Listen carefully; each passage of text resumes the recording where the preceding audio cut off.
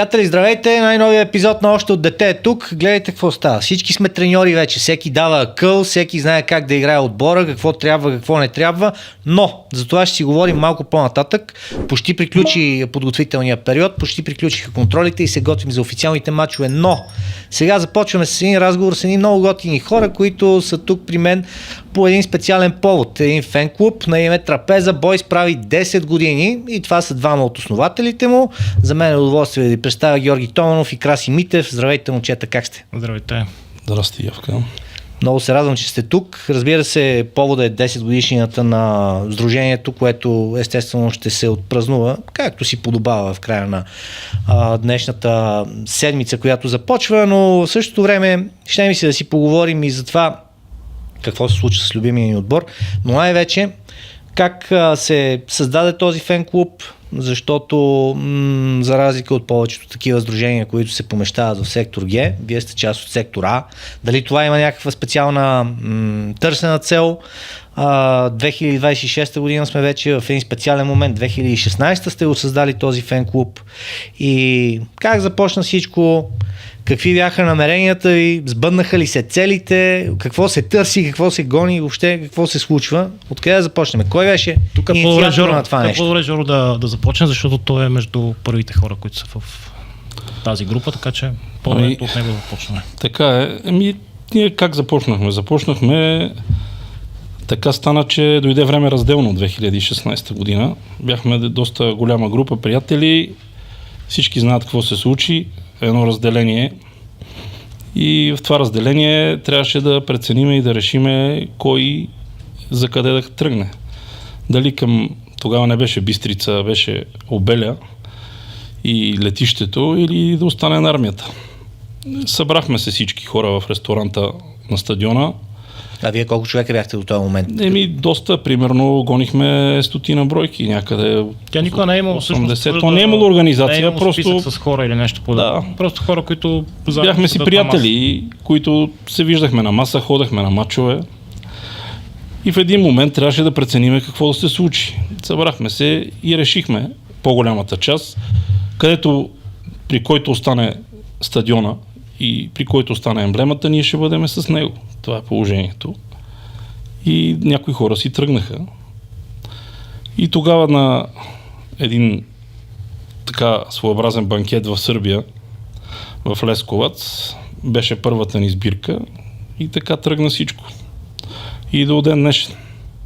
Ние предимно може да седиме в А сектор, както казваш ти, но ние сме си неразделно свързани с сектора, с Г сектор. Участваме във всички техни инициативи на клуба, каквото трябва. Ние сме на линия за всякакви мероприятия.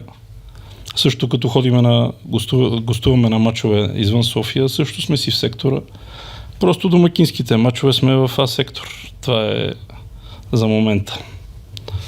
Значи да разбирам, че не сте се събрали на квартален принцип, не сте се събрали на приятелски принцип да се познавате от деца, не е на професионален да сте някакви колеги, да кажем, просто обичта към ЦСК и това, че честичко се събирате в ресторанта, който беше на сектора на армията. Така ли? Нас ни обединява ЦСК, това е истината. Истината е, че всъщност са супер различни хората, и като възраст, и дори като образование, като работа. И наистина единственото, което ги събира на едно место, това е ЦСК и Трапезата. Затова и всъщност името на клуба беше така избрано. Кой го предложи това име? Аз го предложих, между другото, защото бяха решили Софра да се казва.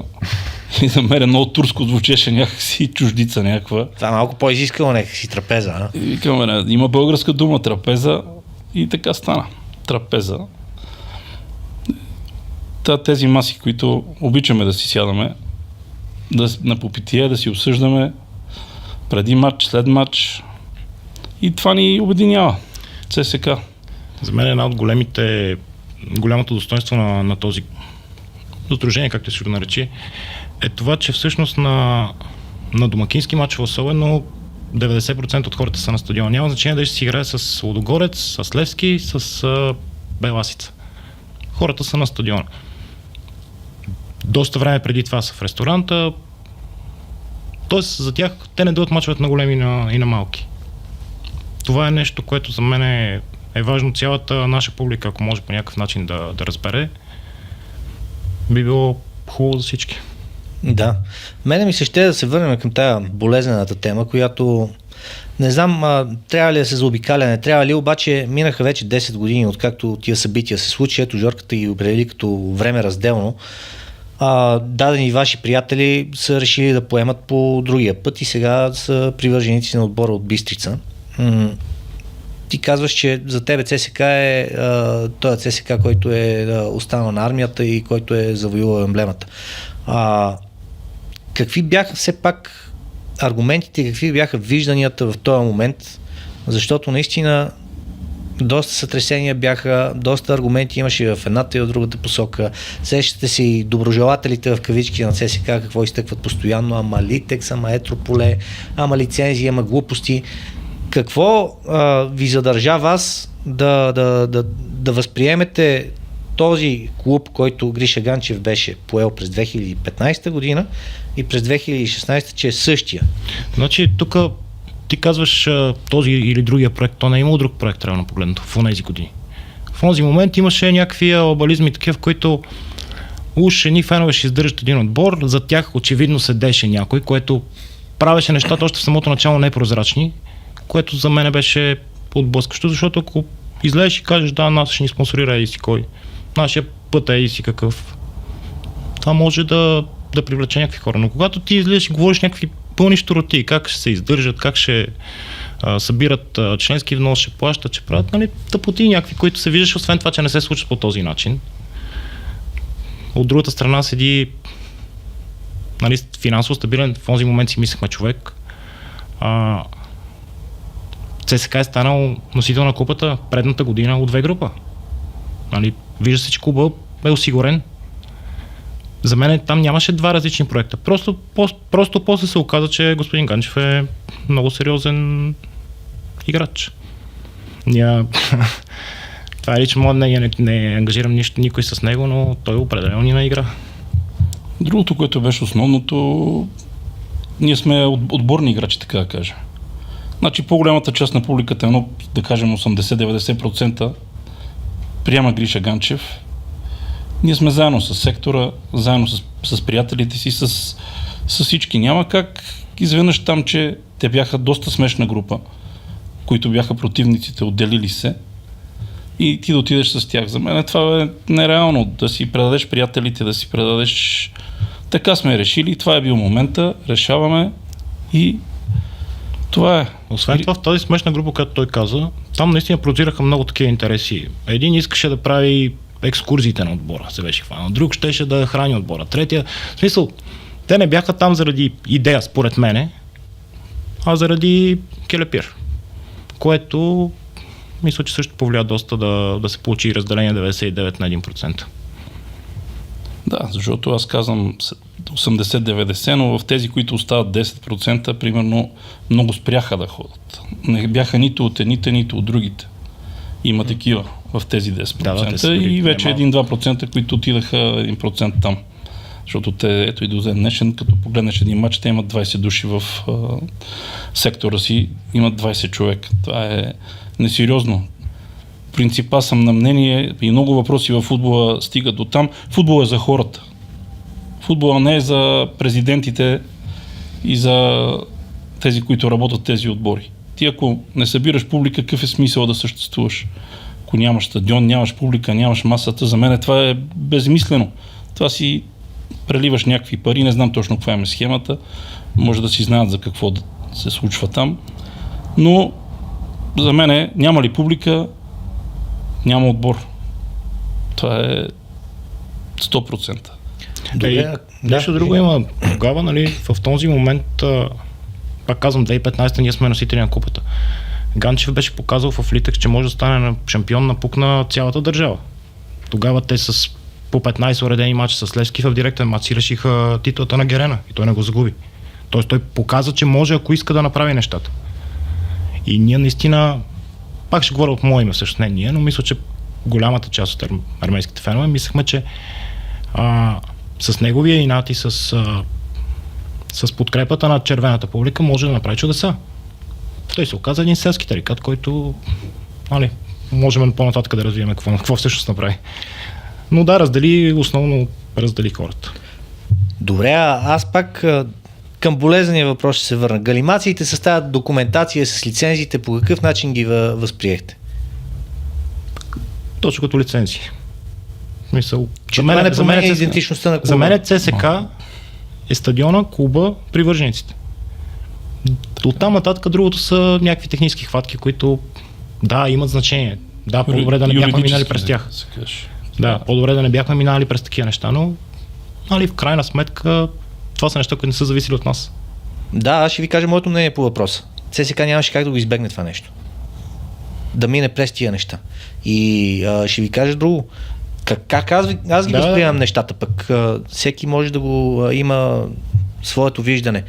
Докато тая емблема не се плати, това нещо за мен беше под една сериозна въпросителна, под едно условие. И за мен лично големият зор беше да се плати наистина емблемата и включително и допълнителни дългове, които имаше към футболисти и така нататък да се изчистят, защото нямаше как иначе да стане. И да, предварително, поне при мене, беше, как да ти кажа, взето решението, че ако не се случише това нещо, не плащането на емблемата щеше да е края на този модел и всъщност то пак по един начин това беше края на този модел, защото за мен плащането пък на емблемата пречупи отношенията на Ганчев с да кажем нормалната част от публиката. С феновете. Той беше натиснат да плати емблемата, беше му обяснено, че този начин няма да продължи, ако не плати. И за мен оттам нататък той вече работеше на ангел. Добре, какво се случва с личните взаимоотношения? Защото все пак били сте едни хора, приятели, събирали сте се, изведнъж клубните пристрастия, уж същите да ме ви разделят. Личните взаимоотношения как продължават? Промениха се, много се промениха. Вече, като се видиме, се поздравяваме, казваме си здрасти, говориме, но нито се търсиме, нито нищо. Както казва един бивш шеф на фен-клуба на ЦСК, ние вече сме от различни отбори. Това е положението. Няма нищо общо с това, което беше преди. Бяхме приятели, свързваше ни ЦСК, както с останалите хора. Явно сега не ни свързва ЦСК вече. И това е. Няма приятелства. Реално няма взаимоотношения, има познанство. Здрасти и толкова. Избягва се всякаква тема за футбол, защото тя е скандал. Реално с отношенията с тях са повече, отколкото ако имаш познати лескари, защото с тях те са си такива деца. Ти с тях си изградил някакви отношения, може да се базикате за едно и за другото. С тези хора ти няма как да се базикаш, всичко е на нож реално. И честно казано, голямата храна беше от тяхна страна към нас. Аз мисля, че ЦСКА като големия клуб до някъде избърка с това, че игнорира това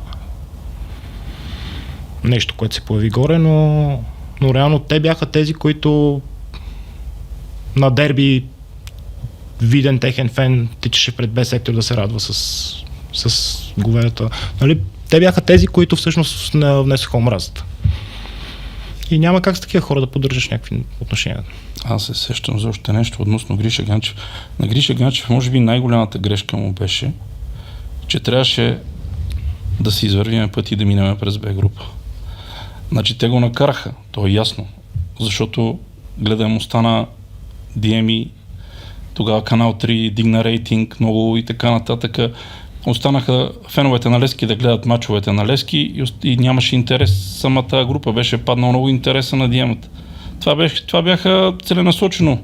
Просто трябваше да си минеме през Б група, независимо от цялата работа, която направи. Да стане. Защото тогава това беше невъзможно. Не допусках ЦСК да влезе в професионалния футбол, докато не свърши делото по обявяване в несъстоятелност. Аз съм съгласен, не говоря говориме по същия начин, по същата схема, както стана. Не, това не може да стане. Това нямаше вариант да се. Може. Нямаше нито начин, нито смисъл това нещо да се случва.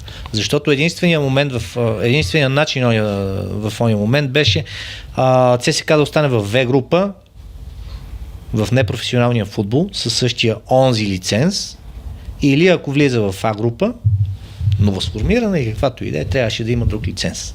Това е цялата работа, която беше изфабрикувана. Или поне така беше представена на феновете. Дали е била точно така вече. Защото просто така ни... връщайки се в годините назад, аз виждам. Аз затова казах, че не игра в някакъв смисъл, защото ако се замислим, кой има най-голяма полза от това нещо, което се появи горе на Бистрица? Не знам. Аз ще ти отговоря директно, бившето ни ръководство. И ще ти кажа моята теория, защо той има така голяма полза. Всеки, който по някакъв начин за нещо ги критикуваше, беше пращан, отива и горе. Ти си такъв, ти си онакъв, ти си взел пари от цеката. Това за мен беше идеално алиби за тях да правят каквото знаят. Това вече знаем, нали, Ганчев колко мнителен човек е, какъв е, що е, как не допуска никой друг да има мнение за нещо.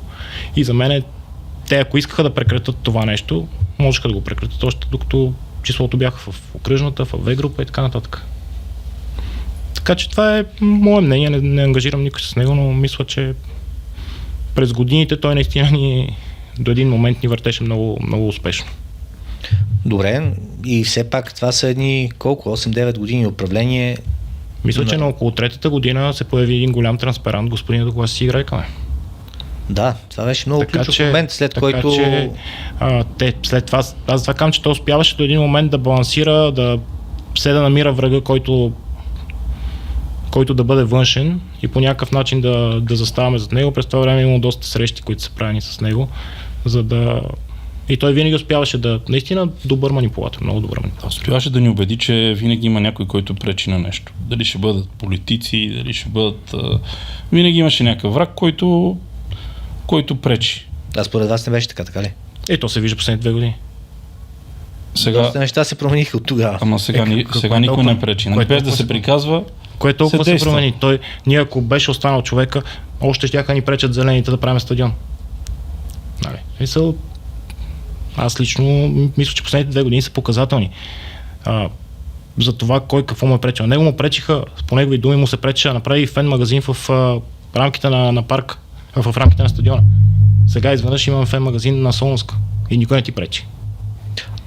Виж сега, това са 2 различни неща. По моя информация наистина е било така, че имало доста административни пречки да се направи този магазин, който беше на армията, но липсата на желание е нещо съвсем различно. Ама ти ако нямаш желание, ще намериш причини да не го направиш. Аз това искам да кажа. Сега, половин България сте сакари. По времето на Ганчев никой не смеше да се заяви като такъв. Виж какво става в последно време.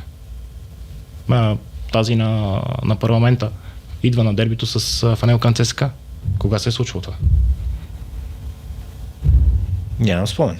Ние освен Стефан Данилов, който се заявяваше преди време като ЦСКА, ние друг всички си траеха. Сега този водещия от Пъдевля, как се казва момчето, пее в национален ефир песни на ЦСКА. Кога се е случило това нещо? Така че това е една промяна, която тя не идва от нещо друго, идва от това, че не се търсят оправдания. Според мен. Така е. Добре, това е един период, който все пак беше затворен. Приключи този цикъл. За радост. Но трябва ли само... добре, за радост. Обаче трябва ли ние да го гледаме само като един негативен период или като преходен период или някакъв период за излекуване на стари рани? И друг въпрос ще задам, защото по мое мнение 2015 година имаше ли някой друг, който искаше да се зафане с ЦСКА в онзи момент? Няма как да разберем. Това са догадки, това никога не можеш да го разбереш. И сега, когато Ганчев си тръгваше и последните години, в които се водеше открита война вече с него, това беше опорката, няма кой друг. След това се повтаряше, кой ще дава, кой ще плаща заплатите. Мене какво ме интересува, тия футболисти ли са взели заплати или не са взели заплати? Мене ме интересува какви са резултатите на терена. Така че няма как да знаем и 2015 дали е имало кой да дава или кой не. Ама то със сигурност с тази схема, която се получи, винаги ще се намери човек, който да дойде на чисто. Ама то се видя. Говорехме за оздравяване, нали, един вид от начало. Той така дойде. Каза, аз ще оздравявам. Аз пари си имам. Пари имам, Наши нали, министри. армията помним онази среща, всички излезе и какво каза. И след това нещата се промениха, да, ние го приехме. Как сме го приели, ние си знаем, но го приехме. И след това почваме, нали, да не се връщаме към всичките тези... Един футболист кара 5 гола, ние веднага го продаваме. Водили сме есента на точки, продаваме си януари месец централния нападател. Такива неща, които ние феновете ги преживяваме много тежко.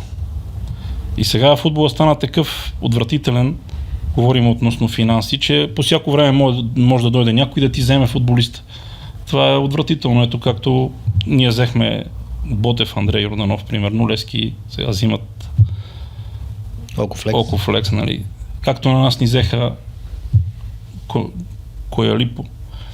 Това са отвратителни неща. Взимаш един футболист, който не знаеш става, не става, тръгва, почва да вкара много голове, феновете се привързват към него и изведнъж пристига по-големи отбор и казва довиждане. Дори ти да не искаш да го продадеш, да искаш да го задържиш, плащаш му заплатите, те му отплащат купната клауза, той си тръгва. Да, ама същия този футболист няма да дойде тук, докато не е била подписана тази откупна клауза. Така че това са си правилата на футбола, пък и аз мисля, че винаги е било така в футболната игра. По-голямата риба изяжда по-малката риба. Имало е тая иерархия. Въпросът е, че нашия отбор от голяма риба се превръща в по-средна, по-малка и така нататък в европейски план говорим. В България е друго. Това са тези 8 години, за които казваш, че е затворен период. Според мен трябва да бъдат оценени точно. Това е много правилна оценка на тези 8 години. Нашия отбор от голям отбор започва да се превръща в един по-малък отбор. Добре, ние пак не знам, защо пак се връщаме към темата за разделението, защото сега на една друга плоскост има разделение. Знаете добре, че има привърженици на ЦСКА, които са и привърженици на Гриша Ганчев и на управлението, на начина на управление на Гриша Ганчев. И трябва ли да има разделение пък с тях на тази плоскост? Не, по принцип хубаво да няма никакво разделение, защото ЦСКА е силен, когато всички са обединени. За мен пример в това отношение е титлата при Ешич. Тогава нито бяхме най-силният отбор, но отбора беше като юмрук, отбор, публика, всички. Ти си прав, че има фенове на ЦСКА и на Ганчев, но те са повече фенове на Ганчев. Това е проблема. Ако те искат да бъдат фенове на ЦСКА, окей. В един период от времето всички фенове на ЦСКА бяха сочени като фенове на Ганчев, ганчевисти и така нататък. От кой? От външни хора. Те външни хора могат да кажат, че феновете на ЦСКА са мнението на външните хора не би трябвало да е по никакъв начин важно за нас, като червена общност. Какво значи не? Те могат да кажат всичко. Опитвам се да кажа друго, че в началото, да, вие сте ганчевисти и така нататък, обаче ето вие го опровергавате това нещо, като казвате, да, ние на Ганчев му повярвахме, той обаче ни излъга, защото така и така, ние сме си от ЦСКА, не сме от Ганчев. Точно това е. Ние и сега не сме от Папаски. Аз за това и задавам въпроси тук, нали, сме набързо. Голямо реване за Густаво Босато, ама страшно реване. Извинявайте, вие от Босато ли сте от ЦСКА? Ама това е точно последствие на неговия въпрос. Това са хора, които са фенове на Ганчев и те се хващат за всяко едно нещо, за да по някакъв начин да язват ръководството, което в момента работи. Което за мен е страшната потия. Това е Ганчев е приключил, то е минало. Каквото е било тук нататък, гледаш напред и си подкрепяш си отбора и това е. Няма... Идват на стадиона и гледат и ако беше Гриша Ганчев. Сега, ако беше, Гриша Ганчев е приключил. Няма Гриша Ганчев. Сега вървиме напред. И това нещо много се усеща точно в А сектор. Ти направи разликата между А и Г сектор. Това нещо се усеща много в А сектор. В Г сектор момчета не могат да го усетят, защото там има повече централизация, консолидирани са. Да. Докато в А сектор идват всякакви хора и там тази носталгия по господина все още съществува и тя се изразява точно в този пример с Густаво Босато е точно такъв. Аз мисля, че няма лошо хората да си изказват мнението, когато са именно на стадиона. Да. Подкрепяйки отбора, изказват си мнението. Аз харесвам той, не харесвам друг. Това е нормално. ЦСКАрската маса е изключително голяма маса хора и нормално всеки да си има своите виждания. Едно време Емо Костадинов като футболист, колко хора не са го харесвали, гледай какво стана, или пък Любо Пенев, или пък включително и Стоичков, предполагам, че е бил псуван в дадени случаи. Не, никога. Не съм чувал. Добре, може и така да е. Не съм чувал, да. Той беше много нека си на него живота така му се подреди, че след като се върна, нали, след наказанието, и той много бързо тръгна. Просто много бързо тръгна. Нямаше време кога да бъде подхванат и от кой той просто беше лидер и много бързо се изкачи, така да кажем, в йерархията, докато такива хора, които дори наши юноши са буксували, като Любо, като Емо, нали, един матч играят, някой път не играят, да, и много е... Ма той сега се случва също, ние сме най-критични към нашите юноши в момента. Винаги е било така. Това за мен е също голяма грешка, но и някаква отличителна черта на нашата публика. Ние винаги търсиме вината в българските футболисти. Основно. Въпреки че те нито взимат най-големите заплати в отбора, нито са най-големите звезди на отбора. Да, ама те имат допълнителната функция на чужденците да им опитат поне да им представят Явка, как да стане? Те са в стартовия състав един или двама. Те знаят, те самите разбират. Освен това е още нещо. Ганчев мачкаше българите с влеканията. Тези 8 години и това нещо се случи. И тези момчета как да имат самочувствието да, ако не получат подкрепа от публиката, те откъде да имат самочувствието да бъдат лидерите на този отбор и да поведат чужденците в някаква посока? Не знам, самочувствието се изгражда в едни други години по друг начин. От самия клуб, от самото възпитание в къщи, в училище и така. Да се надяваме, че сега с новата академия с всичко ще се работи много и в тази посока и ще... Защото сега няма дом. Говоря за академията.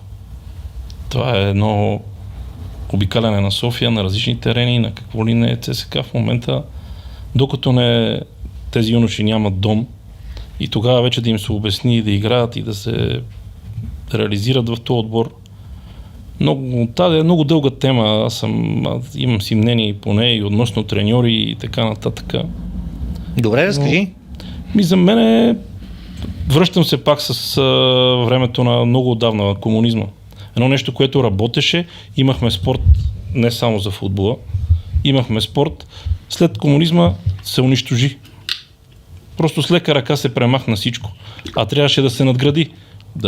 Това, което работеше, да се остави и да се надгражда върху него. Да не го обвързваме с политическата система, просто начин на работа, че е било, което е било успешно. Значи той работеше, целият спорт работеше, държавата вкарваше в него и спорта работеше. Изведнъж там имаше един период, началото на 90-те години, промениха закона за спорта. Нали, отначало имаше един много силен период, когато спонсорираха, имаше облегчения на данъци и дали не плащаха част от данъците. Фирмите, които спонсорираха спорта, бяха облагодетелствани. Това нещо го има в съвременния западен свят. Много широко застъпено. Те хората върнаха спортните училища. Те върват това, което той говори, те сега го направиха там. Не, мисълта ми е да не излезе, че едва ли не жалиме по комунизма. Не. Ти просто го споделяш като определен времеви период, за който говориме, че нещо, което е структурирано и направено и работи. Да. Нали, друг пример ти дам. Едно време как беше? Идва в училище треньор по футбол. Фърлят една топка, играят децата, той си набелязва 2 деца, отива, казва, говорете с родителите си, така и така, утре толкова часа на червено знаме. Нали, защото ние сме били Ленински район, нали, към ЦСК, говоря, тук живее в квартал Изток. И това така се работеше, избираха се децата. А сега как е?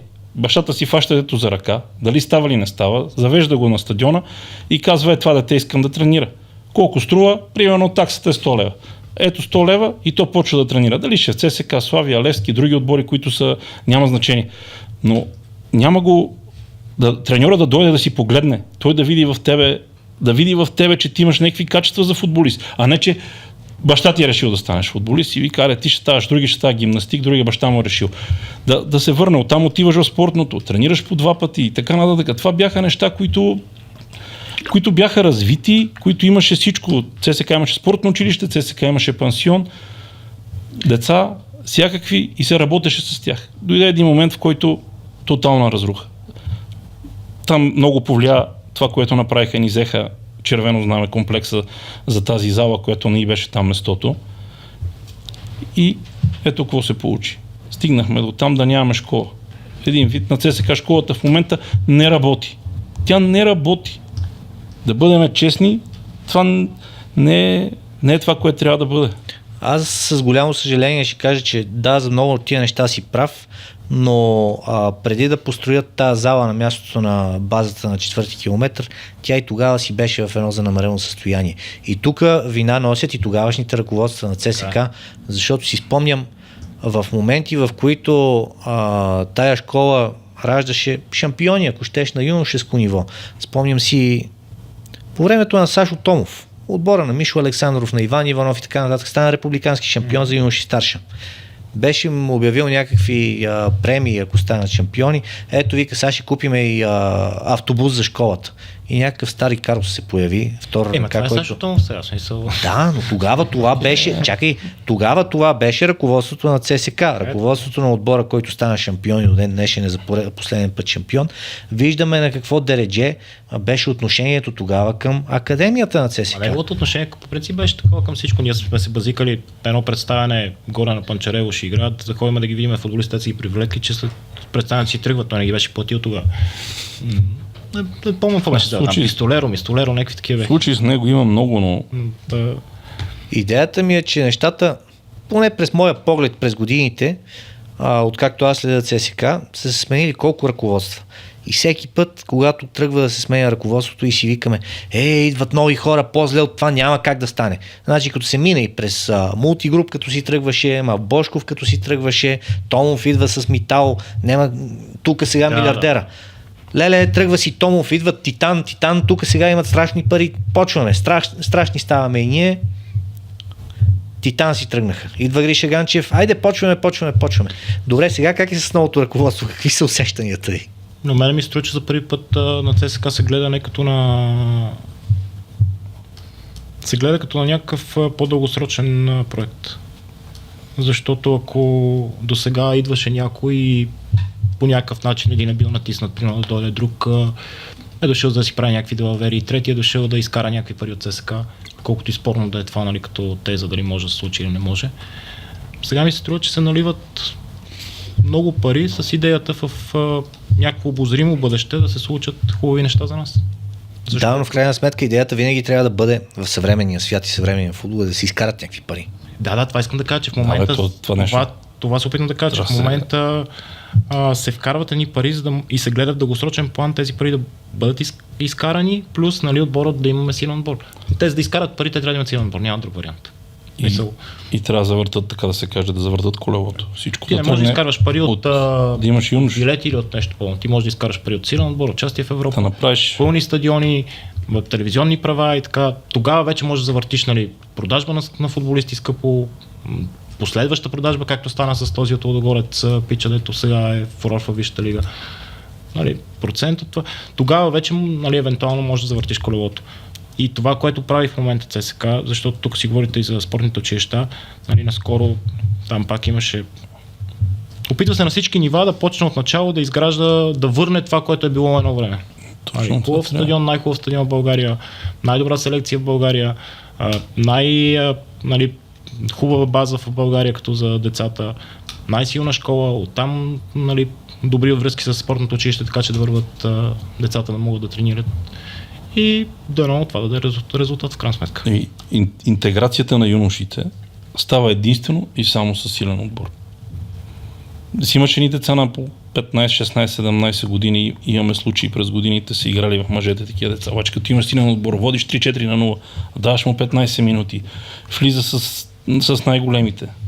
Нали, някога е било така, казвам, когато влизаха с Стоичков, Пенев, Костадинов, разни футболисти, тип като Антон Димитров и такива, играеха с тях. Примерно 10 минути ЦСКА води 4-5 на 0, 10 минути играта се съсредоточава да дадеш шанс на младия. Извеждаш го, спомням си такива неща, нали, и публиката се радва и се опитваш да изградиш футболисти. Ти сега всеки матч ти е дерби, ти нямаш силен отбор. Ти матч не ти е ясен до последно, водиш домакин, водиш 1 на 0, 2 на 1. Ти нямаш как да вкараш някакви юноши вътре, да ги вкараш, изравняват те и после, както каза това одеве, всичко се фърля върху тях, ето влезнаха, нали, тия българчетата и изравниха ни. Трябва да имаш силен отбор, да, както беше някога 15-та минута, водиш 3 на 0 и вече оттам матча става, може да направиш каквото си поискаш, но това става със силен отбор. Далече сме още от този силен отбор, сякаш. Как ги обяснявате всичките тия буксувания, които се случиха, ето провалите, некласирането за Европа в последните 2 сезона, като се почне от първия бараж с 48 и как се стигна въобще до него и следващия сезон целия, къде виждате основната отговорност? За първия бараж за мен няма никакво съмнение къде е основната отговорност. Старото ръководство, което си тръгваше и направи всичко възможно да изпиеме чашата до дъно. Там пак имам нямахме нападател, Гриша Ганчев продаде на Зон, който всеки мач караше гол за едни пари, деца казва за един автомобил. Отиде в Турция, ние играхме без нападател, този се контузи Каранга. Ние нямахме, цяла пролет играхме без централен нападател, няма кой да играе. Там влезе новото ръководство в посредата на това бяха... вече е едно заварено положение. Ганчев тогава си ги извъртя за мен без... Той си ни отмъщаваше след емблема, той буквално си ни отмъщаваше. Плюс едни договори на Босато, на Юга, едни увеличаване на заплатата, жестоки, после се чуеш как да ги изгониш. И не, те хора получиха награда за нещо. Тези договори бяха награда за нещо. Аз не ги виждам като футболисти, които да са направили нещо за да получат награда, т.е. нещо скрито за нас остава, според мен. А второто е пак имаше грешки. Провал на Сашо Томаш. Имаше грешки на ръководството. Там с тези футболисти, които им изтичат договорите. Без значение отиваш на война с хора, които знаеш, че си тръгват. Така е, но без значение какво е ставало, ти имаш достатъчно добър отбор, за да се класираш поне в Европа, да биеш Арда на бараж. Мисъл, поне това. Аз казвам моето мнение, аз харесвам футбола, който Сашо Томаш имаш неговите разбирания за футбола. Това, което ЦСКА се опитваше да играе, така и не успя да заиграе. Това, което се опитваше да играе. Но очевидно, нали, след като си загубил финала и не си спечелил баража, вината си остава в треньора. Може би просто не е неговото, не е бил той човек за ЦСКА. Ето сега дойде Янев, нали, на момчето му се получават нещата. За мен е по-неприятен за гледане в футбола. Нали. По-бърз, но това е въпрос на вкуса. Аз харесвам друг стил, ти харесваш примерно този. Така че ЦСКА е важен резултата. И разликата между Томаш и Янев може би е в спортната злоба. Говориме на играчите. Някакси Янев успя да ги надъха, да ги настрои и да играят. Така е. Просто по-злобно, по-навито. Така да се каже, гледам сега контролите, последните контроли. И самите играчи се влагат, влизат. Нали, няма го това разхождане, което имаше един период. Те излизаха на терена и все едно други отбор сам ще се победи. Подават си, държат топката, подават си, чакат другите сами да се бият. А сега има някаква вкарана злоба, спортна злоба, говориме. Има повече агресия със сигурност. Агресия, която... По-бърз е футбола, нали, играе се по-директен футбол, което пак е въпрос на вкус. Аз наистина, моите разбирания за когато си голям отбор, трябва да държиш топката, трябва да заграждаш отбора и тези бързи преходи хубаво сега ги играят в контролите, защото отборите се опитват да ни пресират. Ще почне други ден първенството, ще дойде все така отбор, се затвори на 30-тия метър и какъв бърз преход ще правиш? Какво ще стане? Пак ще трябва да имаш отработените варианти, с които да минеш с гъстената отбрана. Защото сега каквото я си говорим, една сесента, нали, в много от мачовете ни покри шанс. С голва отдалече, нали, ние вкарахме си на 4-5 гола, имаме с удари от извън полето, нали. Имаше един период, всеки пробваше. Но той не е спрял този период. Да. Така че със сигурност, за да не се класираме два пъти в Европа, основният проблем е в нас като отбор. Не ни е виновен нито Домовчиев, нито футболния съюз, нито никой. Това трябва да си го кажем и нали да... Да, и сега трябва, нали, на всяка цена това нещо трябва да се постигне сега. Вече сега трета година да не е в Европа, това е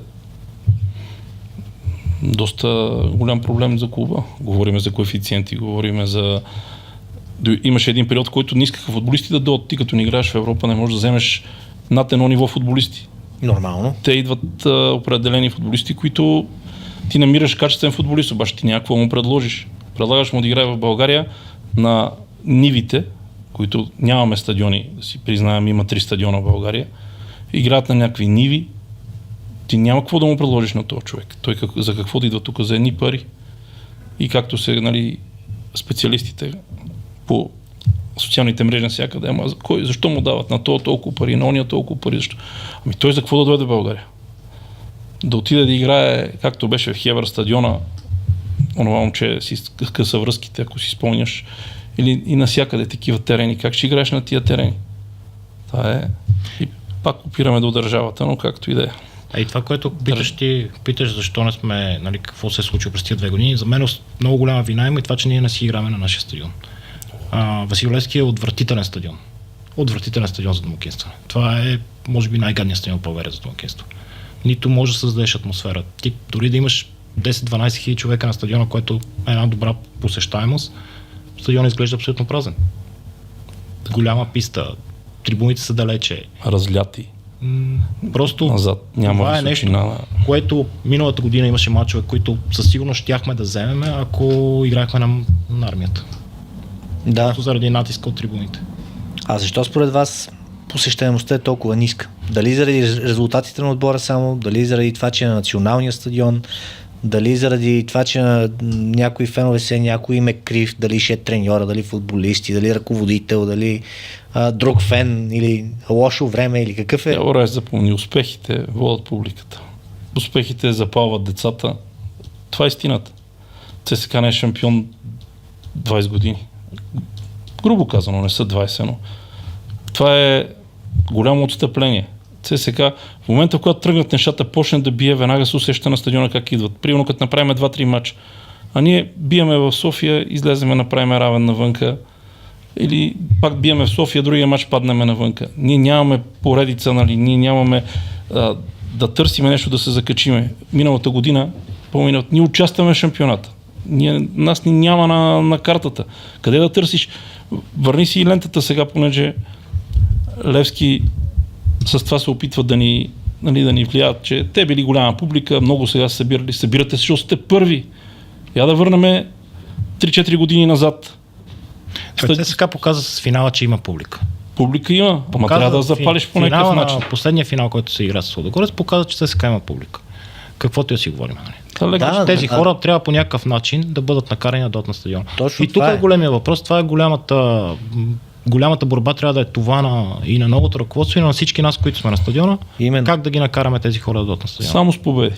Добре, ама при същото това положение ЦСКА не е всеки път бие, ама вие всеки път сте на стадиона. С какво вие обичате повече ЦСКА от други хора? Това е въпросът, който... Ние гоним и сме около и над 50.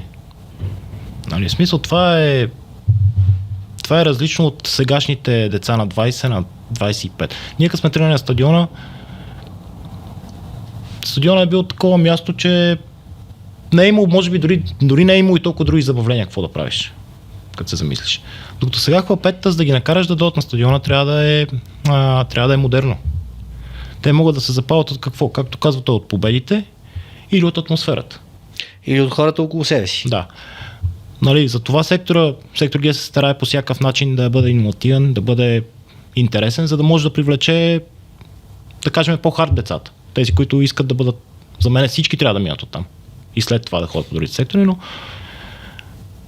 тук е ролята и на отбора вече да направи така, че да бъде и той притегателна сила, плюс новия стадион, на който вече пък ще има със сигурност хора, които са по-меки фенове, но ще им бъде приятно да дойдат. Защо пък да не станат по-твърди фенове? Да, но... С победите. Ролята на семейството. Ролята на бащата. Ето ти имаш двама сина, които... Са на всеки матч. Той има син, който също посещава. В нашата група има хора, които имат момичета. И те идват на матч. Значи, ние си вършиме нашата работа, да си запалиме собствените деца. Всеки трябва да го направи. Всеки фен на ЦСКА да отговаря за сина си, за дъщеря си, за децата си, да ги запали, да им предаде това нещо. Това е много важно. Оттам идват. Те няма откъде да дойде публиката. То няма други хора, нали? Не, то хора има. Работата е там, че София е толкова голям град, че толкова много хора има и ти би могъл да ги запалиш. Ако те дори не се интересуват от футбол, като видят, че това е нещо модерно, и не го казвам в лошия смисъл на думата модерно. Модерно е един хубав смисъл. Като видят, че това нещо е модерно, идват, стават от ЦСКА. По цял свят се случва по този начин. Аз мисля, че сме на месеци от този момент. Със сигурност новия стадион за мен също ще бъде голям тласък и вече там е много важно да задържим искрата. Абсолютно. Защото това е същия момент като в финала. Ако финала беше Z срещу Лудогорец, тази искра можеше, нали, да си гори тази година. Да гори като огън. Докато там пак всичко се срина. Нали. И стадиона ще е поредна такава искра, която сигурно се надявам да може да задържиме и да може да разгориме. Защото сигурно с първите мачове ще дойдат хора. Дори от любопитство да го видят. Разбира се. Ако продукта, който видят, е добър, ако атмосферата на стадиона е добра. Атмосферата няма как да не е добра. Атмосферата ще бъде съвсем различна от това, което виждаме в момента. Ами, да, със сигурност. А тук вече влизаме в други теми, цени на билети и така нататък. Какво е вашето мнение? Аз съм на мнение, че цените на билети трябва да бъдат високи, с ниска цена на карта. За да научим хората да си купуват карти. Това е моето мнение. Но под ниска цена на картата разбирам наистина ниска цена на картата. И висока цена на билет. Нека този, който иска да дойде на един-два матча, него не го бърка си купи скъпите билети. Но тези, които ходят на всеки матч, нека да имат една поносима цена на картата, нали, която да е съобразена все пак с нов стадион и така нататък, но да бъде съобразена. И да има за мен огромни намаления за деца. Просто децата са това, което е бъдещето на клуба реално. Аз съм на мнение, че съвсем обосновано би било цените да са доста по-високи от досега. То ясно ще бъдат по-високи. Те ще бъдат, но не трябва да се прекалява. Защото прекалили се, ще има обратен ефект. Да бъдем, нали, едни и същи, слушаме едни и същи опорки, лафове, такива, ама знаеш ли колко е на Ливърпул, ама знаеш колко е на Байерн Мюнхен. Да, но да на видим... Байерн не са толкова скъпи, между другото.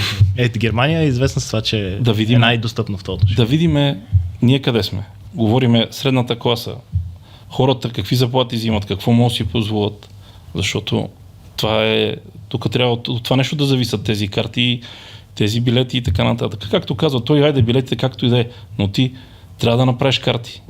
Ние достигахме до по 3000 човека с карти. Сега в момента има голям бум в интерес на истината. В момента предлагаха се доста карти за втория полусезон, така че основата, от която те хората си купуват сега карти за втория полусезон, за да имат привилегията си купат карти за новия стадион, това е ясно.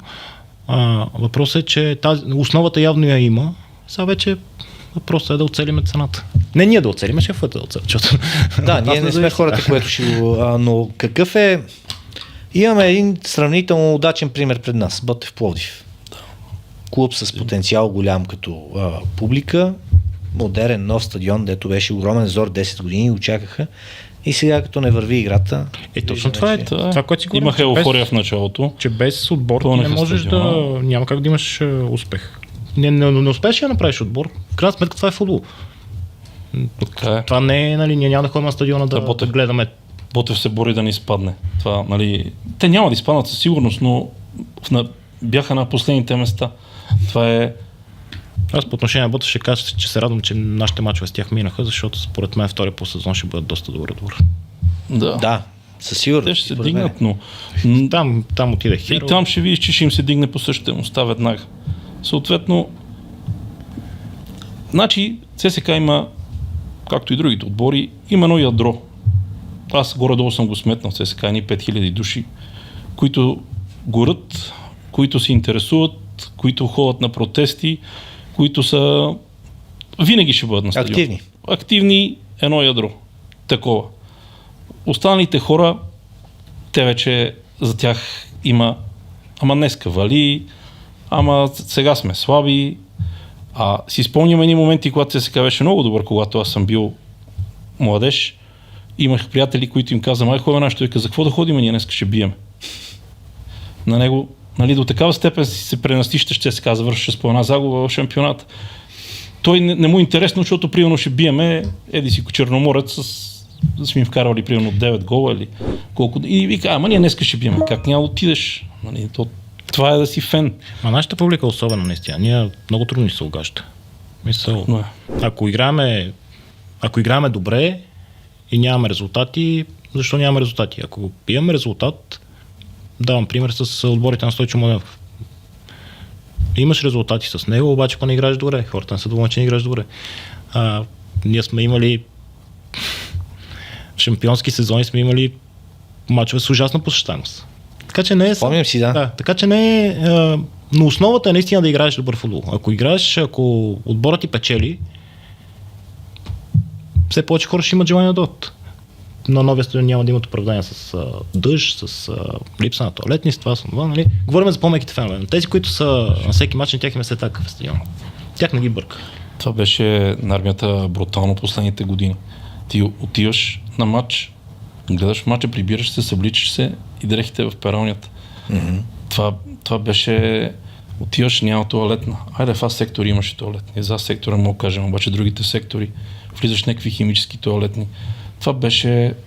Беше си обидно. И тук пак опираме до желание, защото от същите тези седалки, за които той говори, че бяха в такова състояние, някакви отбори после ги взеха, ремонтираха си там, какво ги направиха, призгориха си и си ги сложиха на техните стадиони.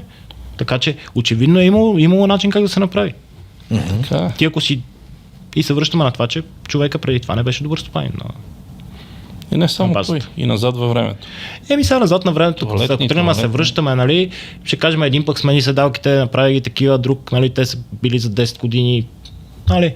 Говорим за последните години, че наистина там не се заби един пирон и нещата отиваха от зле на зле, да се чуя как не стана някаква беля на стадиона. Всичко беше изоставено на... Наистина някаква такава неприятна случка да се случи. Защото стадиона беше руина. Това не знам, случвало ли ви се... Тебе знам, че се случвало да се качите там към администрацията да видите за какво беше. То тече покрива, тече ужас беше. Течеше съблекалните навсякъде. Съблекалната за гости на армията, то е срамна история. Това не може да се съблекална за гости на армията. Така че... Сега ще бъде съвсем различно. Така че сега тия неща няма да ги има и аз много силно се надявам, че наистина, както казах, тази искра ще си я запалим, ще си я направим един пожар и ще си върват нещата добре.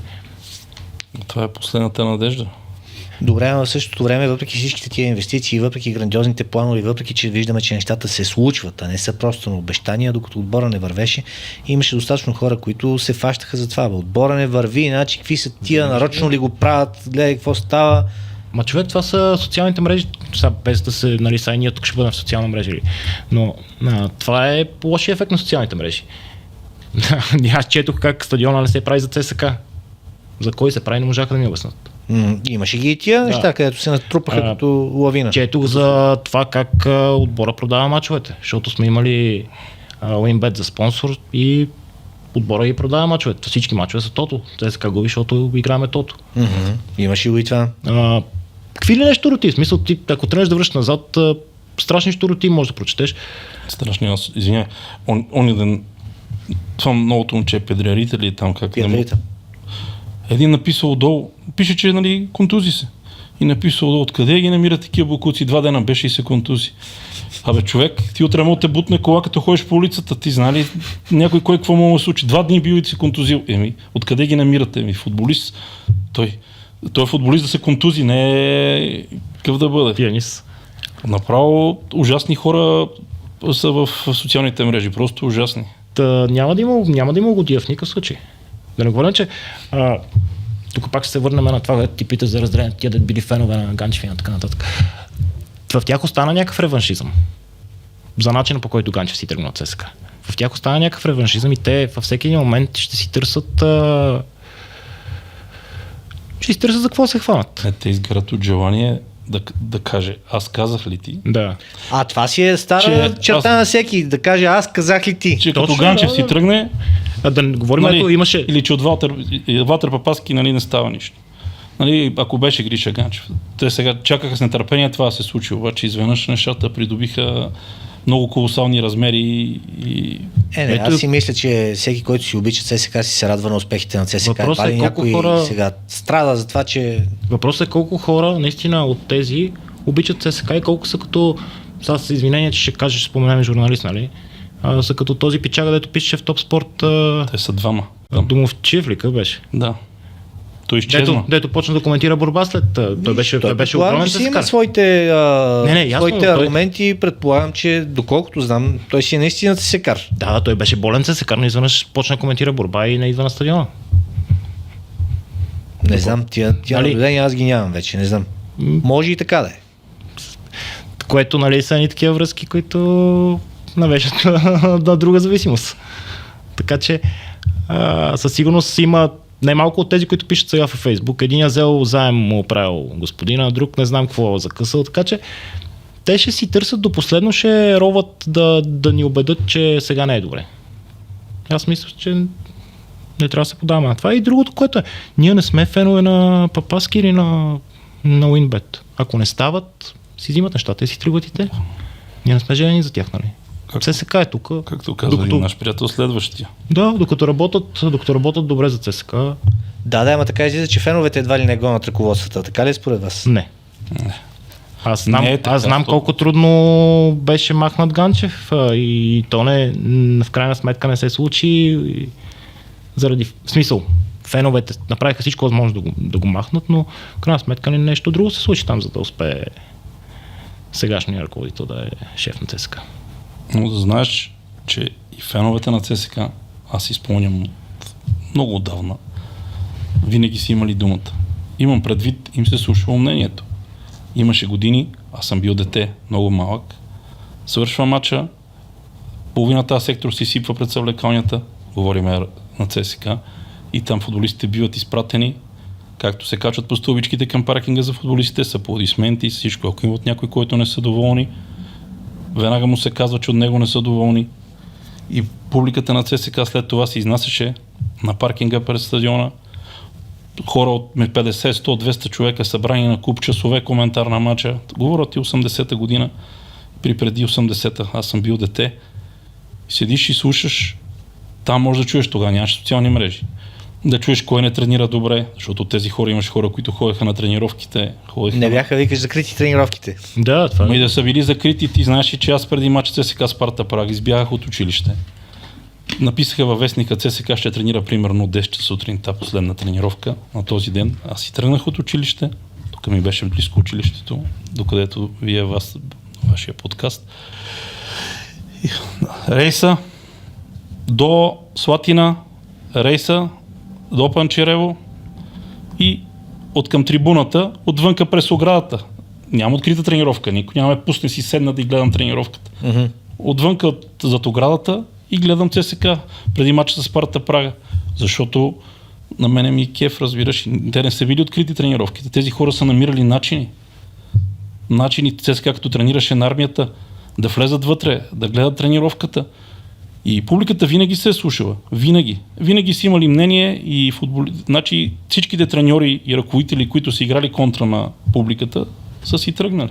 Да, ама къде е границата между това публиката да има мнение и мнението на публиката задължително да се слуша? Защото понякога става много мнението. Ето, например, давам ви един пример с Бербатов, след като изтърва положенията срещу Левски на Герена. Публиката какво мнение имаше? Аз съм на мнение, че публиката не трябва да бъде слушана за спортно-технически неща. Няма как да слушаме аз, ти, той, всеки от нас има различно мнение, всеки от нас има различни познания, всеки от нас има... Няма как да слуша всички. За мен по спортно-технически неща не трябва да бъде слушано въобще. Обаче публиката на ЦСКА има усещане за това, кое е добро и кое не е добро за отбора. И там е момента, в който... Той има един тънък момент, който трябва... Там е момента, в който можеш да се слушаш по някакъв начин говорим за по-глобалните процеси. Няма как публиката да казва дали да играе Иван, Петкан или Драган. То безумно е.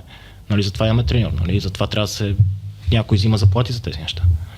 Но всеки един фен той носи в себе си това тънко усещане, кога нещо се развива в правилна посока и кога нещо вече не върви. Там може да бъде послушан, според мен. То е ясно, че няма как някой фен да решава какво се случва в клуба. Говориме за да се дава насока на клуба.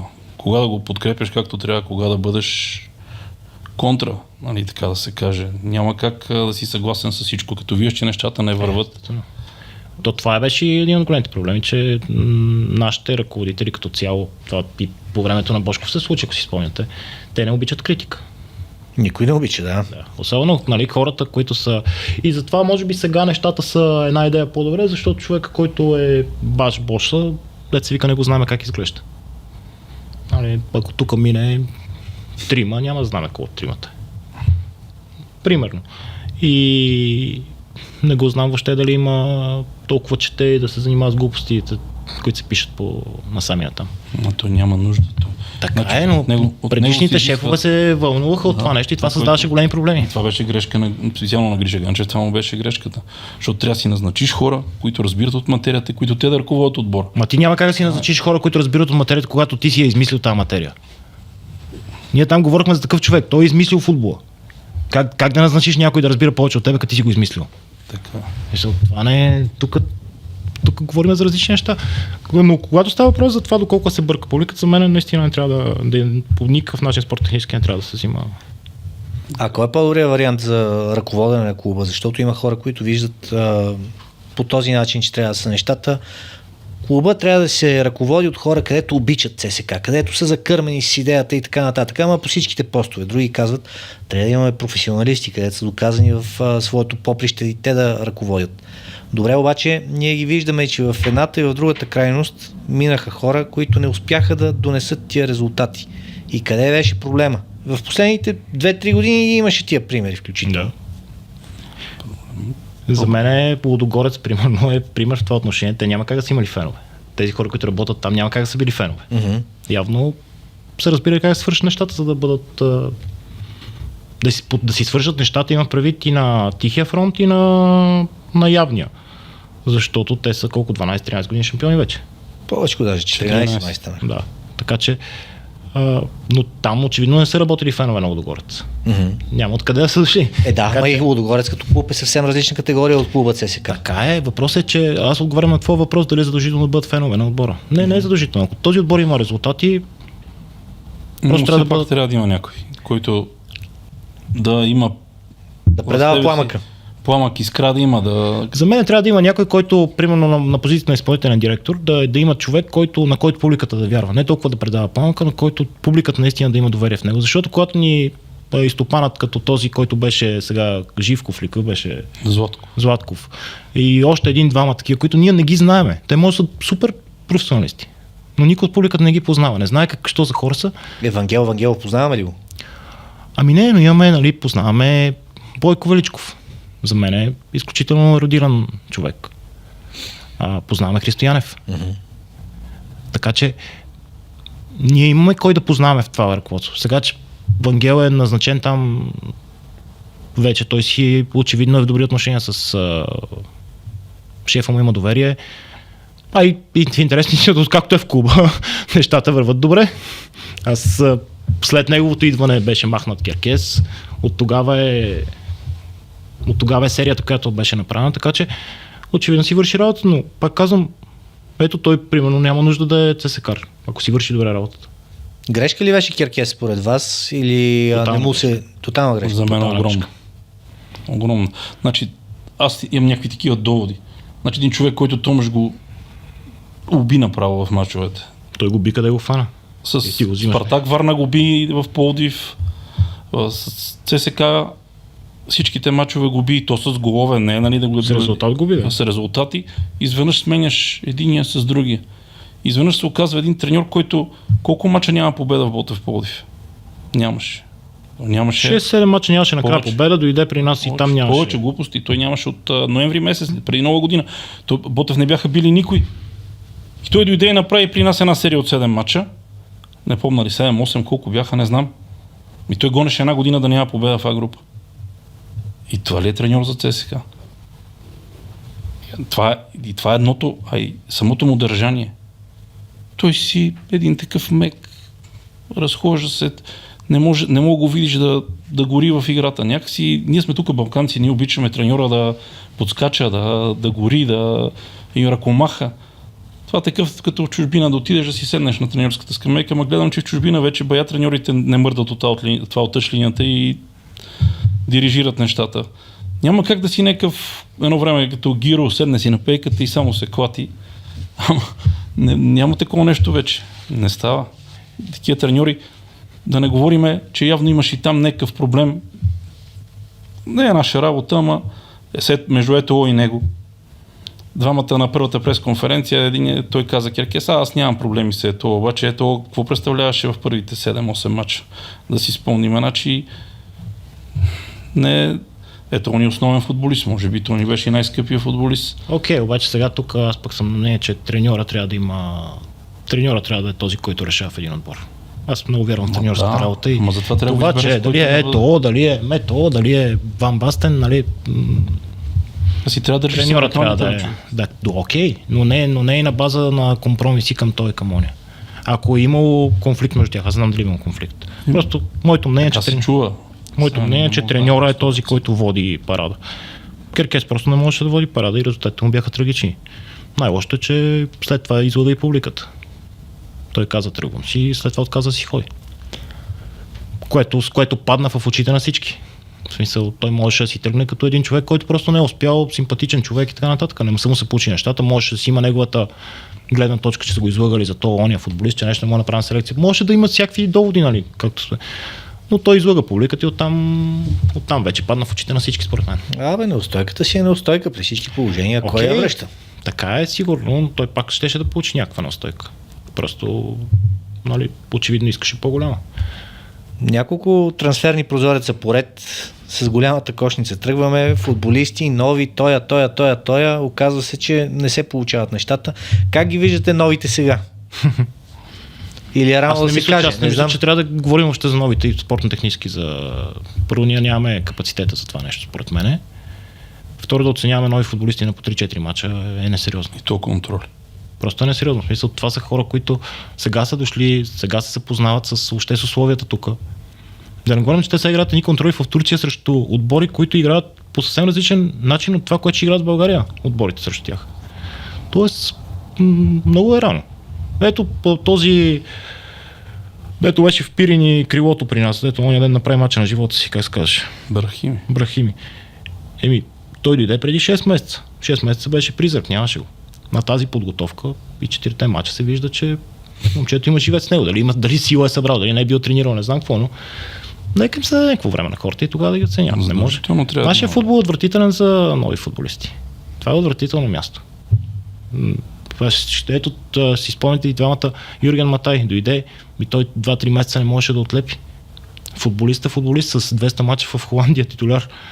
Идва и тук почнаха нашите специалисти да му казват, че той не става за футбол, не бил научен футболист.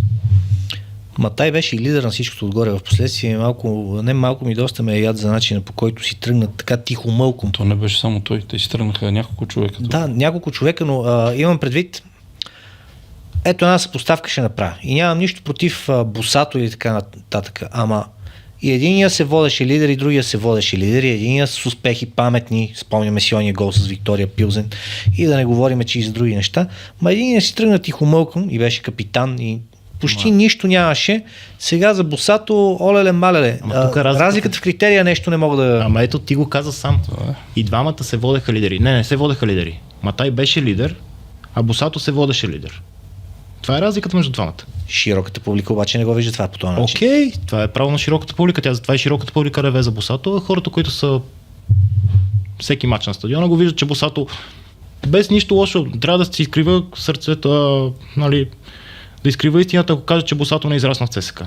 Той дойде като един ужасно слаб вратар и се превърна в един среден вратар, не лош вратар дори. И Босато донесе много радостни моменти. Но Босато, ние всеки мач на стадиона ти го виждаш как той при 0-0, той пада, симулира, той си играе за неговата суха мрежа, той не играе за това отбора да спечели. Той си играе за неговата статистика. То поведеме почва да бави аути и такива неща. Той просто не... Фалшив лидер беше той, разбираш. Да. Фалшив лидер някакси. Лидерът е съвсем различен на терена. Това, да целуваме емблемата, да се биеме се, играят там с публиката, харесват го. Много бил голям ЦСКАР. Какъв ЦСКАР е? ЦСКАР бил той. Да се върна на Матай, нали, че за него запостана въпрос Матай, както се казва. Той дойде, не можеше да отлепи и след това сме си говорили защо се случва така. И той също каза, вижте, вашия футбол наистина е много тежък за чужденците. Първо, ти започваш да играеш мача, спира на всяка минута. Нещо, ти губиш ритъма, ти не можеш да... Ти си свикнал в Холандия, играеш 20 минути без прекъсване. Тук на всяка минута нещо става, един лежи, биеме тъч, биеме фал. Подаваш по-остър пас, нали, топката нещо скочи от нещо, такова стане грешка. Дадат тя на тебе, тя не е додадена. И минава едно време, в което новите футболисти трябва да се пригодят към нашия футбол, който не е силен, може би, но е труден. И това го казват всички.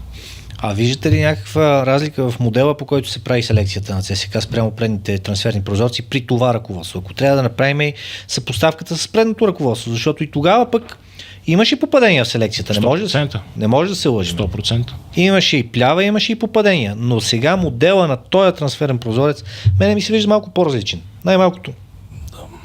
От различни места се купуват футболистите. Купуват се футболистите, не се вземат като свободни агенти или под наем, а се купуват. И за мен е лично много важното, което беше изтъкнато от Христо Янев, е 2 месеца сме ги гледали тия хора. Което не съм сигурен, че преди това се е случвало по този начин. Трябва да кажем за предишното ръководство и попаденията, със сигурност за парите, с които се правеше тогава селекция, се доведоха много сполучливи футболисти. Нали, извън плявата. Журко, кажи, че те прекъсна. Не, иска да кажа, че това, което направи впечатление сега, без шум, без приказки, без никой да знае, изведнъж так представяш футболист, гледал си го, харесал си го, платил си го, довел си го, никой не знаеш до деня, в който той се появява. Появява се, обявяваш го, така се прави принципно. Единственият футболист, за който имаше предварителна информация, беше този от Бразилия, тя информация дойде от там, не от тук. И това е голяма разлика, че идваш, купуваш футболист първа дивизия на Бразилия. Сега, дали ще пасне, дали ще почне, дали ще свърши работа, съвсем друг въпрос. Но сега ще е много по-лесно. Да. Сега ще е по-лесно вече, можеш да му представиш. Ето, да го заведеш, да му покажеш стадиона. Не, спомняме си да не се връщаме на, как се казваше, испанеца, където го закарват на Панчерева и после го водят на Васил Левски, защото армията не може да му... Обентоса не може да му покажеш армията. Там и двете страни се лъжат. Той с един крак ги лъжи, че има два, те го лъжат, че имат стадион. Той за това с глава в карата, да. Това ти казвам, че те и двамата, и двете страни там се лъжат една друга, накрая се не играха. Но сега имаш какво да им предложиш. Сега може да им кажеш, че ще играем сега евротурнири. Дай Боже, не се да, близо сме, пак все още имаме 2 варианта, нали? Имаме и купа, имаме и шампионат.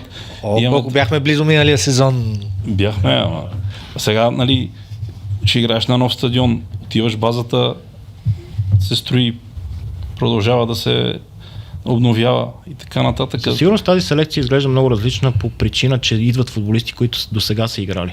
Този, който дойде Байбонг, нали, той с 200 мача в Астанали, колко са му? 56 мача в националния отбор. Шампиони. Той е ставал шампион и колумбиеца е ставал шампион. Колумбиеца също, взимаш футболиста. Това е важно, между другото. Да, това е, ако тук говорим за разликата в селекцията, нали, това ти беше въпросът за това, аз не знам тия футболисти дали ще паснат ЦСКА и дали ще поставят някаква диря в ЦСКА.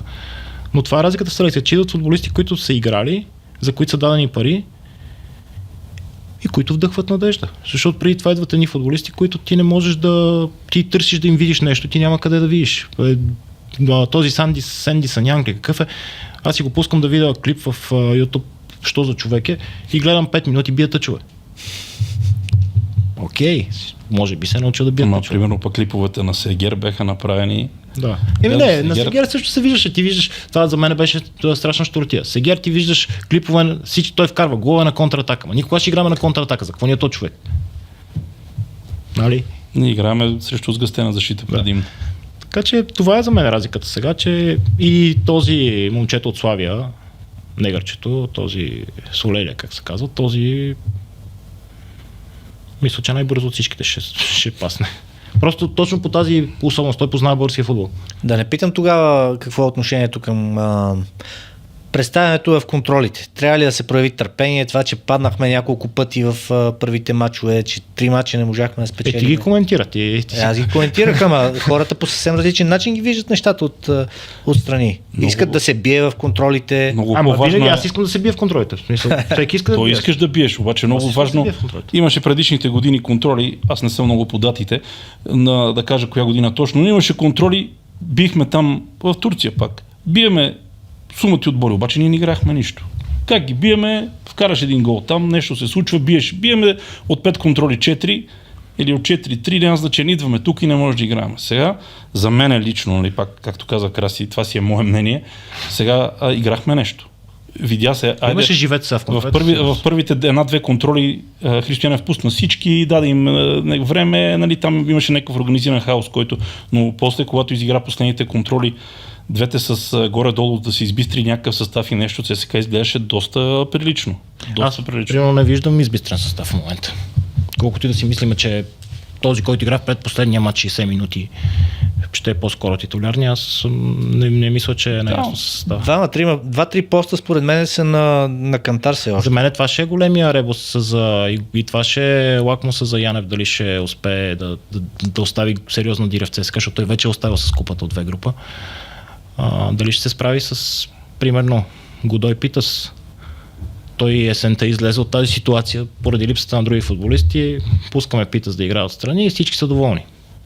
Той не върши по-малко работа, отколкото... Ако им тръгне на крилата играта... Обаче сега, ако имаш крилати, трябва да играеш с един от двамата. 60 на 30, 30 на 60 и така. Така е, но точно в това ротиране ще е треньорската работа. И там е... Това казвам, че това ще е лакмуса за него. Дали ще успее да се справи с това, защото сега вече ще има недоволни футболисти. И е то къде влиза в схемата, защото той не беше сред тия, които получаваха повече време в предпоследния матч. Така е, освен това имаме Петко, на който задължително трябва да се дава, ако искаме. Мое мнение е, че силен ЦСКА без българи няма как да стане. Без двама, трима вътре лидери. Да ги нямаш, ти ако играш евротурнири. Ако играш евротурнири, трябва да имаш българи. Ти без... Така че на Петко трябва да му се дава време, защото момчето показа, че има в него. И в тая гъста средна линия и това е ребус, който ще трябва да реши. Факт е, че в момента футбола много се промени с 5 смени. Ти можеш да смениш половината състав. Нали? Това отваря възможности за треньорите. Но пак ето това е, връщаме се на Босато, защо нали, реват хората за него, а защо беше махнат това, което не разбират. Нали? Очевидно е, че той разваля обстановката, когато не е титуляр. И сега ще видим кой от другите ще покаже подобни качества. Защото има такава опасност. Идва... Никой не му седи на пейката. Да, идва примерно Ебонка, ако трябва той да остава отвънка. Ами тук е майсторлък наистина треньора да им покаже, че това са една голяма група, която всеки си има своята роля, да понякога ще подкрепяща, понякога ще трябва да си изчакаш времето да влезеш вътре, обаче когато си там да си остър, а не да си някой сръдлю, където... Точно това е да канализира тази енергия негативна в желание да се безява, когато са на терена. И силно се надявам, че Янев може да го направи това, защото той до сега показва, че успява да им влезе под кожата. И за мен, пак казвам, той есента излезе много хитро от ситуация, в която от двамата норвежци даваха фира, които така или че очевидно няма да... И нямаше сърдити, защото мисля, че първия матч смени Питас, като дойде и Питас направи физиономия тогава. Нормално, виж, всеки един футболист със самочувствие е такъв, който абсолютно съм съгласен. Ще го направи това нещо. Ти трябва да имаш амбицията. Нормално е. Така е, така е. Така, говорихме за контролите. Последната контрола ще бъде на Панчарево. Събота 14 часа срещу Дунав Русе. Тя ще е деликатна за всички тук присъстващи. Да, затова са се постарали хората поне след обеда да се направили, а не 11 сутринта, защото и такива... Тя не се знае дали ще бъде с публика. Това още не се знае, да. Защото няма къде да има публика там. Но със сигурност ще бъде предавана по sportbg.bg. Някой ще трябва да коментира. Някой ще се наложи да коментира, да коментираме повече голове, но добре, към края ще ми се все пак да се върнем и към изначалната тема и фен-клуба и да ми кажете малко повече за вас. Ще започнем, ако искате, с баналните неща. Как станах от ЦСКА и защо? И кога? Жорка да че е по-дълно. Значи, тук пише още от дете. Баща ми ме завел на 3 години на армията. Аз нямах избор. Това беше. При мен случай е по-интересно. Баща ми е локомотивец. Много запален локомотивец. И живея в квартал, в който 80% са левскари. Но така стана, че той, водейки ме на мачове на Локомотив като съвсем малък, аз си харесах ЦСКА и всъщност в първия момент, в който имах избор да хода сам на матч, си ходех на армията и на Васил Левски, зависимост, нали, къде играех. Тогава беше и много лесно, защото като дете и да нямаш пари за билет, обикаляш, на полувремето те пуснат, на 20-та минута да се примолиш на чичкото там, една тумба деца обикалят отвънка, влизат на стадиона. Не беше като сега, нали? Тогава наистина можеш да гледаш по 2-3 мача на ден, стига да се разминат в часовете. Имате ли си някой момент, който откроявате като любим спомен, свързан с победа на ЦСКА? или даден гол, ма конкретно с някое постижение на терена вътре? Аз имам много. Най-голямата еуфория, най-неповторимата емоция. Аз ще ти кажа първата ми много голяма емоция, това бяха дуспите срещу Рода. Това е, нали, нещо. Стадиона ли беше? Не, те дуспите бяха в Холандия. Те са в Холандия, да, чакай, бърках се с първия мач, където беше задната ножица на него. Да, но това е първата такава много... Нещо, което си спомням първо. Първият много ярък спомням един мач с Локо София, заведен от баща ми, в един порой 3-3 завършиха и тогава ЦСКА много ми хареса. Но на Васил Левски беше мача, големи разправи същата неделя как ще вода детето в този порой на дъжд на стадиона, но нали, ето човека си има заведен матч.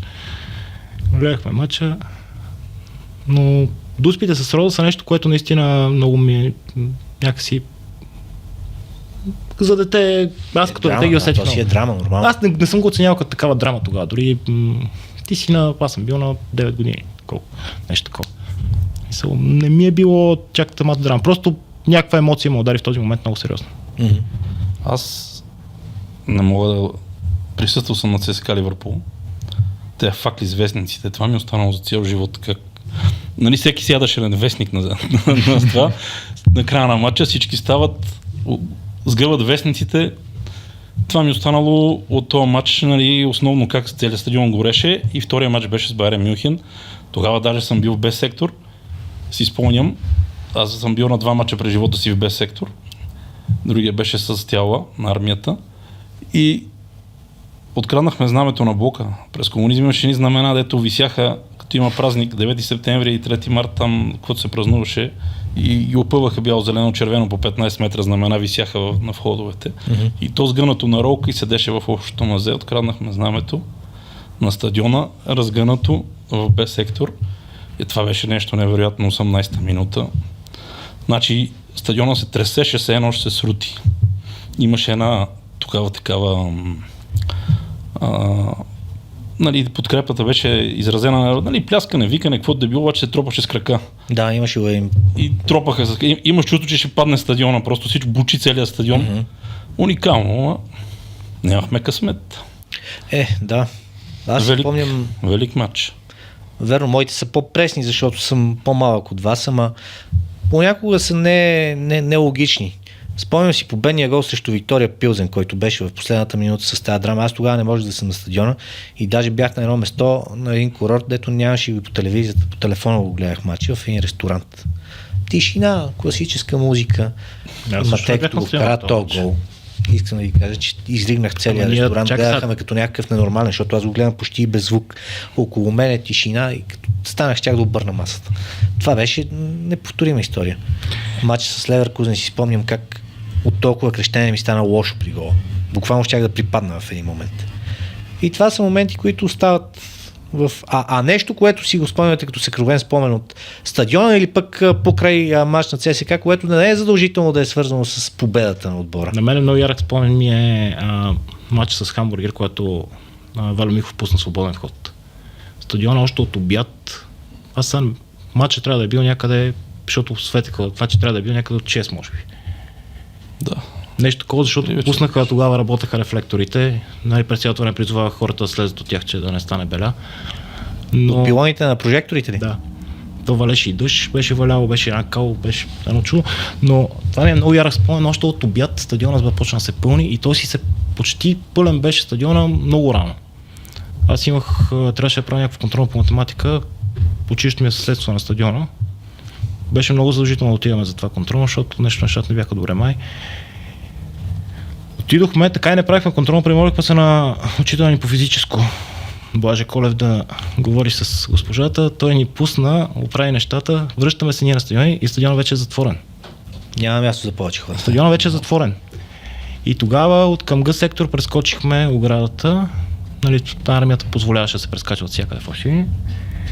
Беше толкова кално по баира нагоре, че драпането беше жестоко, ти не можеш да издрапаш, ти буксуваш нагоре да се качиш и гледахме матча от седнали върху тези едни рекламни пана, имаше отгоре върху сектора, те не пана, ами такива ни... След това сложиха там еко той тоалетните, зад тях тези неща, които бяха. Там отгоре гледахме матч. Това за мен е много ярък спомен като като цял ден свързан с това да ще успеем ли да отиваме на матч или няма да успеем да отиваме на матч. Аз имам един друг спомен, който неофициален матч. Ученик. Обявяват изведнъж една контрола ЦСКА Партизан Белград в 15 часа, примерно, мисля, че беше, не съм много сигурен, но в сред бел ден. ЦСКА брутален отбор. Партизан играе същата година с Славия, евротурнири, ги би с 5-0 София и 5-0 там. Може би някъде 5-1 да беше 5-0, не си спомням, 10 гола им вкара, 2 пъти по 5 гола на Славия. И контрола на армията. 25 000 души. Свършиха билетите и нямаше какво да продават на хората. Смете и за каква любов става въпрос. Няма билети. Те не са предвидели, че ще дойдат хора. Такова изсипане в парка. В сряда на обяд, дето се казва, ранния следобед, аз не помня. В 10-15 минута стадиона се продължава да се пълни. Ма се напълни качествено, както трябва армията. 3-0 за ЦСКА. Скромен матч, такъв лекичко, нали, срещу Партизан. Брутален спомен е това. Толкова хора на контрола, безсмислена, в някакъв такъв измислен ден, в измислен час, в всичко. ЦСКА беше много силен някога, за съжаление изпуснахме, така да кажа, гумите, ама дано... Ще ги напомпаме пак. Ти ще се върна към един от въпросите в началото. Защо, нали, ние ходим на стадиона, примерно други хора, ако не би отбор, не ходят? Нали, аз съм такова поколение, че моето съзнателно ходене на стадиона, нали, започва с серия от 7-8 победи на Левски над нас. Моето поколение започва с серия от 9 победи на Левски над нас. Така че, нали, резултата няма как да е това, което да те откаже да ходиш на стадиона, когато си минал през... Аз в най-съзнателния си период вече, когато бях на 10 години и имам, нали, ярък спомен, не някакви откъслични такива моменти, Левски ни биха 7 пъти подред, но пък ние за сметка на това в Европа газахме и бяхме шампиони. Независимо, че Левски ни биеха 7 пъти, ЦСКА играше невероятен футбол с невероятни футболисти. И в евротурнирите беше нещо страшно. Така че това е, нали, разликата между поколенията. Сегашното поколение трябва по друг начин някакси да бъде запалено и сигурно ще бъде. От мен, да, ще бъде. А минало ли е през главата? Няма как да не е. В момент на ярост, на яд, защото имало гадни моменти, няма да им стъпим повече на тях. Защо само си късам нервите? Ма ние сме си късали нервите твърде дълго време, за да ти... В смисъл, няма вариант да ти мине през главата, няма да им стъпа. В смисъл, може да ти е писнало от всичко. Може много да ти е омръзнал. Може да ви... Ние когато бойкотирахме и не влизахме на мачовете, пак бяхме на армията. Нали, дали ще ги гледаме на кафето на Дървеното, дали ще седиме на ресторанта и гледаме. Нали, ние не влизахме тогава на стадиона. Беше ният на цялостната обстановка. Но... Аз скоро имах един такъв случай, не помня за какво се бех ядосал и викам, няма да стъпа повече. И Краси беше до мен и вика, на баш, че ще дойдеш другия матч. Да, това е... Кой загуби бас? Дойдох. Няма начин. А хубаво е, а как живота на фена се съпоставя с семейния живот? Защото понякога го има този сблъсък. Семейни събития, някакви по-важни неща, които да се поставят преди матча, ама... Няма такива. Няма такива. Класят се нещата, в смисъл, не е нещо. Няма такива. Това е точно като това, което си говорихме с Ганчев. Ако искаш да не... си намериш оправдание. Ако не искаш да свършиш нещо. Мога да ти кажа един пример. Родиха ми се близнаците в деня, в който играхме с Лутън. 3-2. 4-2. 4 на армията, контролата. 2004-5 нещо такова. Както казах, PlayStation. Много лесно се, нали, че се прескача оградата. Тогава не сме прескачали оградата, но просто аз бях задължен да почерпа. Влезах на стадиона с едни турби, с един алкохол. Вместо, нали, да съм...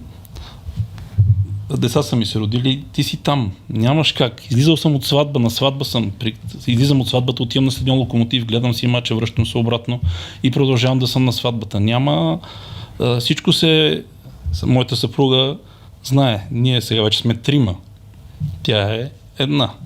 Всичко се почивки, нали, морета, каквото и да било, всичко се поглежда календара, тогава дали играеме, с кой играеме, и така нататък, и така нататък. Сега пропуснахме матча с Локомотив София, защото не знаехме кога ще бъде матча и си направихме този банкет, задето в Сърбия в Лесковац отново се събрахме за тази 10 годишнина и не знаехме кога ще е матча. Те обявиха, че ще има мачове за купата петък, събота, неделя и понеделник.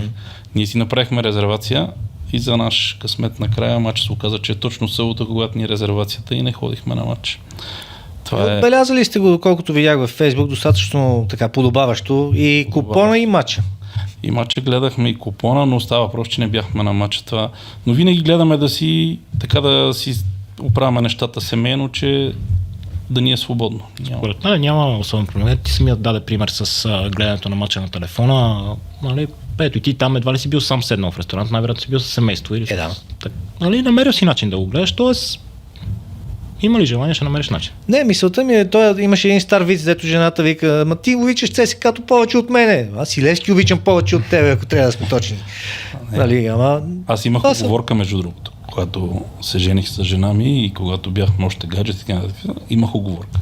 Поставил съм си условия. Оттам са тръгнали пред брачните договори. Да, не са сменени правилата в движение. Казах още играех хамбал тогава, казах от хамбал, ходих да ритам футбол постоянно, където се събличаха по София да ритат. От хамбал, да ритам футбол и мачове на ЦСКА. И жена ми стиснахме ръцете, каза добре. Казвам ти, че оттам са тръгнали пред брачните договорите. Така си е. Това е. Добре, последно за фен клуба. 10 години направихте, пожелаваме, разбира се, много пъти по 10 още. Колко човека членуват в момента? Членски внос събирате ли? Имате ли си комитет, такъв организационен, председател има ли? Избори? Тежък хаос е всичко. Как е организирано всичко? Значи нямаме председател. Тежък хаос е всичко. Всички сме председатели. Единствено имаме касиер, лицето до мене. Той се е захванал с тази тежка задача да събира парите. От няколко години събираме членски внос. Да, около 40 човека са активни в това нещо. Има още 15-20 приходящи, такива, които не участват в членския внос. Нямаме такива председатели и такива глупости нямаме. Реално решаваме всичко чрез една анкета в чата. Всичко се подава на гласуване. Демокрация.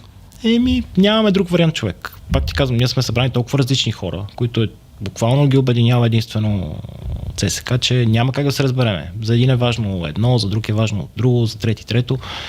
Няма как да стане без да гласуваме, което което спечели за него. Това се прави. Като най-често гласуваме за какви каузи да се дават пари всъщност. Членският внос е символичен.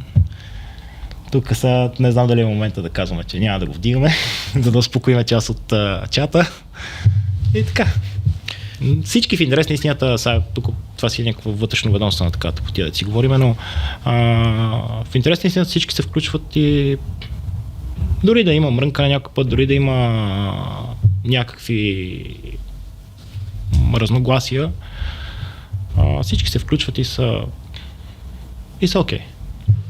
Господа, благодаря ви много за това участие. Честит юбилей. Надяваме се на много победи още да присъствате, да присъстваме заедно.